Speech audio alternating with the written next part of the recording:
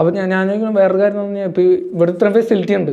അപ്പോൾ ഇത് ഔട്ട്സൈഡേഴ്സിന് എന്ന് വെച്ച് കഴിഞ്ഞാൽ ഇപ്പോൾ സിനിമ ചെയ്യുന്ന ആൾക്കാർ ഇപ്പോൾ നമ്മളാണെങ്കിൽ ചെയ്യുമ്പോൾ പോലും മുമ്പ് ചെയ്ത് തരുന്ന സമയത്ത് ഡബിങ്ങിന് വേറെ ഷൂട്ടിൽ പോവും. മറ്റേ എഡിറ്റ് ചെയ്യണമെങ്കിൽ നമുക്കൊരു ഫ്രീലാൻസ് എഡിറ്ററോ അല്ലെങ്കിൽ ഹയർ ചെയ്ത് അല്ലെങ്കിൽ അവരുടെ അടുത്ത് പോയി നമ്മൾ ചെയ്യിക്കണം.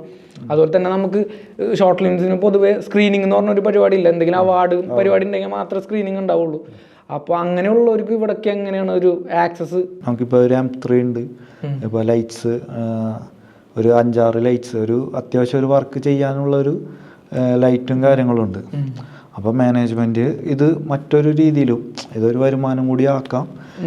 അതായത് ഔട്ടേഴ്സിന് ഇതൊരു ഇവിടെ ഷൂട്ടിംഗ് ഫ്ലോർ ഗ്രീൻ സ്ക്രീനൊക്കെ ഷൂട്ട് ചെയ്യണമെന്നുണ്ടെങ്കിൽ അങ്ങനെ ചെയ്യും. ഇതിപ്പോൾ നമ്മൾ പോഡ്കാസ്റ്റ് ചെയ്യുന്നുണ്ടല്ലോ, അതേപോലെ ചെയ്യുന്നവർക്ക് അതും ചെയ്യാം. അതുപോലെ ഡബ് ചെയ്യാം, തിയേറ്ററും യൂസ് ചെയ്യാം. അപ്പോൾ ഇതിനൊരു ചെറിയൊരു ചാർജ് പുറത്തുള്ളതിനെക്കാട്ടും കുറഞ്ഞിട്ടുള്ള രീതിയിൽ മറ്റുള്ളവർ അഫോർഡ് ചെയ്യാൻ പറ്റുന്ന രീതിയിൽ ചാർജിൽ ചെയ്യാന്നുള്ള ഒരു പ്ലാനിങ് ഉണ്ട്.